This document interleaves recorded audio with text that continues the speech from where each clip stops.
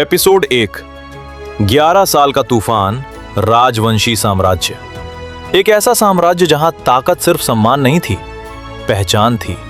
जहां बच्चे चलना सीखने से पहले शक्ति को महसूस करना सीखते थे। जहां हर घर में योद्धा पैदा होते थे। लेकिन इतिहास सिर्फ उन्हीं का नाम याद रखता था जो असंभव को तोड़ दें। और उस दिन पूरा साम्राज्य एक ऐसे ही नाम को देखने वाला था, विद्युत राजवंशी। सिर्फ 11 साल का एक लड़का, पतला शरीर, शांत चेहरा, आंखों में अजीब सी चमक। लेकिन उसके अंदर कुछ था, ऐसा कुछ जिसे देखकर बड़े बड़े योद्धाओं की सांसें अटक जाती थीं। आज राजवंशी साम्राज्य के सबसे प्रेस्टिजियस वॉरियर ऑर्गेनाइजेशन रुद्र संघ की अग्नि परीक्षा होने वाली थी। यह परीक्षा आम नहीं थी। ये वो द्वार था जहां से या तो लेजेंड्स निकलते थे या फिर लोग जिंदगी भर के लिए भीड़ में खो जाते थे। रुद्र संघ के विशाल प्रांगण में हजारों लोग बैठे थे। ऊपर ऊंचे पत्थर के स्तंभ जिन पर बिजली की आकृतियां बनी थीं। बीच में काले धातु का एक विशाल मंच और उसके चारों ओर चमकते हुए शक्ति स्तंभ। आज सिर्फ रैंक नहीं मिलने वाली थी, आज भविष्य तय होना था। एक भारी आवाज पूरे मैदान में गूंजी, अगला प्रतिभागी विद्युत राजवंशी। पूरा मैदान कुछ पल के लिए शांत हो गया। फिर अगला ही पल फुसफुसाहटें, ताने, हंसी। क्या ये बच्चा? रुद्र संघ अब बच्चों को भी बुलाने लगा। इसे देखकर तो लगता है हवा से उड़ जाएगा। ये अग्नि परीक्षा पास करेगा? मजाक है क्या? ऊपर वीआईपी दीर्घा में बैठे साम्राज्य के उच्च योद्धा भी एक दूसरे को देखने लगे। एक दाढ़ी वाला बुजुर्ग बोला, राजवंशी परिवार पागल हो गया है। 11 साल का बच्चा अग्नि परीक्षा देगा। दूसरा धीमे से हंसा, या तो यह बच्चा आज टूटेगा या इतिहास बदलेगा। मंच के किनारे खड़े थे रेयांश, विद्युत के सबसे करीबी दोस्त और उम्र में उससे बड़े। उनकी आंखों में चिंता थी। उन्होंने धीरे से कहा, विद्युत, अभी भी टाइम है, तू चाहे तो वापस हट सकता है। विद्युत ने मंच की तरफ देखते हुए जवाब दिया, जो लोग तूफान बनने के लिए पैदा होते हैं ना रेयांश, वो बारिश से नहीं डरते।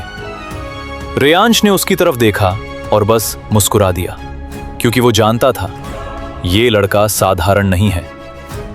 विद्युत ने जैसे ही मंच पर कदम रखा, एक अजीब सी सनसनाहट हवा में फैल गई। उसके दाहिने हाथ की उंगली में पहनी हुई एक साधारण सी दिखने वाली चांदी की अंगूठी एक पल के लिए नीली चमक से जगमगाई, लेकिन किसी ने उस पर ध्यान नहीं दिया। परीक्षा नियंत्रक आचार्य वीर प्रताप आगे बढ़े। उनकी आवाज तलवार की धार जैसी थी। अग्नि परीक्षा के 3 चरण हैं। पहला, शक्ति मापन। दूसरा, वेग और प्रतिक्रिया। तीसरा, युद्ध बुद्धि। अगर तुम इनमें असफल हुए तो रुद्र संघ का द्वार तुम्हारे लिए हमेशा के लिए बंद हो जाएगा। विद्युत ने बिना झिझक कहा, द्वार मेरे लिए बंद नहीं होंगे आचार्य। आज ये द्वार पहली बार किसी बच्चे के लिए खुलेंगे। भीड़ में फिर से हलचल मच गई।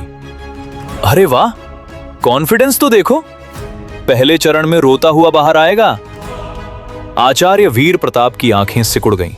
पहला चरण, शक्ति मापन। मंच के बीचों बीच एक विशाल शक्ति स्तंभ उभरा, काला, भारी और उस पर बने हुए 9 वृत्त जो योद्धा की रॉ पावर के हिसाब से चमकते थे। आचार्य ने कहा, अपनी शक्ति इस स्तंभ में प्रवाहित करो।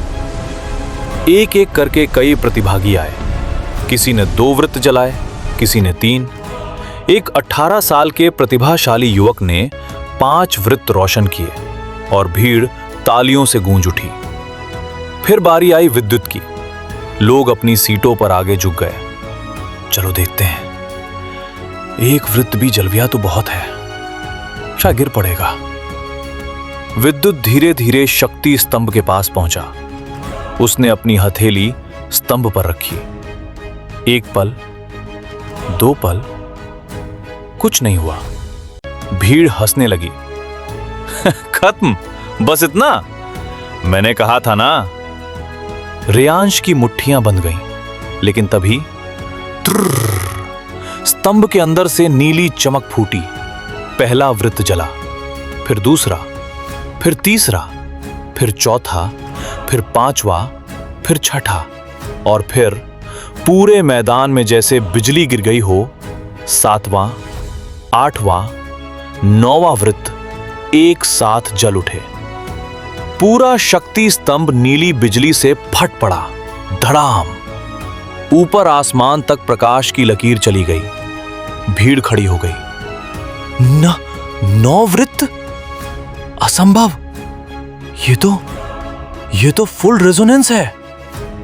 एक 11 साल के बच्चे में इतनी शक्ति कैसे हो सकती है? आचार्य वीर प्रताप पहली बार चौंके। वीआईपी दीर्घा में बैठे बुजुर्ग योद्धा अपनी सीटों से उठ खड़े हुए। एक ने कांपती आवाज में कहा, ये 100 वर्षों में पहली बार हुआ है। दूसरा फुसफुसाया, ये बच्चा नहीं, आपदा है। विद्युत ने धीरे से हाथ हटाया। उसका चेहरा शांत था, जैसे कुछ हुआ ही ना हो। उसने बस इतना कहा, पहला चरण पूरा हुआ। उसकी आवाज में घमंड नहीं था, लेकिन वही शांति लोगों के दिलों में और डर भर रही थी। दूसरा चरण, वेग और प्रतिक्रिया। अब मंच बदल गया। चारों ओर धातु के घूमते हुए चक्र, आकाश से गिरते ऊर्जा बाण, और बीच में केवल एक पतली रेखा जिस पर संतुलन बनाकर आगे बढ़ना था। आचार्य बोले, यहां स्पीड से ज्यादा रिएक्शन चाहिए। एक गलती और बाहर। एक एक करके प्रतिभागी अंदर गए। कोई पहला चक्र पार नहीं कर पाया। कोई ऊर्जा बाण से टकराकर गिर पड़ा। रेयांश ने गहरी सांस ली। उसे पता था यह चरण सबसे खतरनाक है। विद्युत अंदर गया। पहला चक्र उसके सामने आया, लेकिन जो अगले पल हुआ उसे देखकर पूरा प्रांगण सांस लेना भूल गया। विद्युत भागा नहीं, वो जैसे गायब हो गया। सिर्फ एक नीली रेखा दिखी, फिर दूसरी, फिर तीसरी। घूमते चक्र रुकने से पहले वो उनके पार था। ऊर्जा बाण उसके शरीर को छू भी नहीं पाए। हर वार से पहले वो वहां से हट चुका था। ऊपर लगे दर्पण स्क्रीन उसकी चाल पकड़ ही नहीं पा रहे थे। एक अधिकारी चिल्लाया, रिकॉर्डिंग स्लो करो, हमें उसका मूवमेंट दिख ही नहीं रहा। धीमी गति पर भी बस इतना दिख रहा था, हर कदम के साथ उसकी एड़ी के नीचे हल्की सी बिजली चमकती थी। रेयांश की आंखें भर आईं। मैं जानता था। उसने धीमे से कहा, तू अलग है विद्युत। अंतिम बिंदु पर पहुंचकर विद्युत रुका। पूरा चरण सिर्फ 3.5 सेकंड में पूरा हुआ था और रुद्र संघ का 100 साल पुराना रिकॉर्ड टूट चुका था। भीड़ में अब हंसी नहीं थी, सिर्फ सन्नाटा था, और उस सन्नाटे में लोग पहली बार डर महसूस कर रहे थे। तीसरा चरण, युद्ध बुद्धि अब अंतिम चरण बचा था, और यहीं असली योद्धा पहचाना जाता था। मंच पर ऊर्जा से बना एक योद्धा प्रकट हुआ, रुद्र छाया। ये शैडो वॉरियर हर प्रतिभागी की शक्ति को पढ़कर उसी हिसाब से खुद को ढाल लेता था। आचार्य वीर प्रताप बोले, कई प्रतिभागी पहले 2 चरण पार कर लेते हैं, लेकिन यहां टूट जाते हैं, क्योंकि ताकत और स्पीड काफी नहीं, दिमाग चाहिए, समझ चाहिए, वॉरियर इंस्टिंक्ट चाहिए। विद्युत ने शैडो वॉरियर को देखा। वो शांत खड़ा रहा। रुद्र छाया ने तलवार निकाली और बिजली जैसी गति से उस पर हमला किया। भीड़ चीख उठी, लेकिन विद्युत ने हमला रोका नहीं। वो बस आधा कदम एक तरफ हटा। तलवार उसके कान के पास से गुजर गई। अगले ही पल उसने शैडो वॉरियर की कलाई पर 2 उंगलियों से हल्का सा स्पर्श किया। रुद्र छाया की तलवार हाथ से छूट गई। पूरा मैदान स्तब्ध। आचार्य की आंखें फैल गईं। Pressure point? नहीं, इतने छोटे बच्चे को यह टेक्निक कैसे पता हो सकती है? शैडो वॉरियर फिर झपटा, इस बार लगातार 7 वार। विद्युत पीछे नहीं हटा। हर वार से बाल बाल बचते हुए उसने शैडो वॉरियर की चाल पढ़ ली। फिर उसने पहली बार पूरी ताकत से बोला, तुम तेज हो लेकिन प्रिडिक्टेबल। और अगले ही पल उसने शैडो वॉरियर के सीने पर खुली हथेली से वार किया। धर! नीली बिजली फूटी, रुद्र छाया हवा में उछली और टुकड़ों में बिखर गई। पूरा प्रांगण हिल गया। एक पल, दो पल, फिर पूरा मैदान विस्फोट की तरह गूंज उठा। विद्युत, विद्युत, विद्युत! Lightning Prince, lightning Prince, lightning Prince! जो लोग कुछ देर पहले हंस रहे थे, अब वही लोग उसका नाम चिल्ला रहे थे। वीआईपी दीर्घा में बैठे महान योद्धा झुककर आपस में बात कर रहे थे। यह बच्चा अगर जिंदा रहा तो एक दिन साम्राज्य का सबसे बड़ा योद्धा बनेगा। आचार्य वीर प्रताप मंच के बीच आए। उन्होंने पहली बार विद्युत को सम्मान से देखा, फिर ऊंची आवाज में घोषणा की, आज रुद्र संघ के 100 वर्ष के इतिहास में पहली बार 11 वर्ष की आयु में विद्युत राजवंशी को विशेष योग्यता के आधार पर सीधा परम योद्धा रैंक प्रदान किया जाता है। पूरा प्रांगण दहाड़ उठा। कुछ लोगों की आंखों में गर्व था, कुछ में जलन, कुछ में डर। लेकिन एक जोड़ी आंखें बहुत दूर अंधेरे गलियारे में खड़ी थी। एक काले वस्त्र वाला व्यक्ति, उसकी नजर सिर्फ विद्युत की उंगली में पहनी अंगूठी पर थी।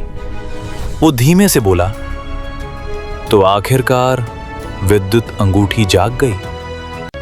उसके पीछे खड़ी एक महिला की आवाज आई, क्या अब समय आ गया है?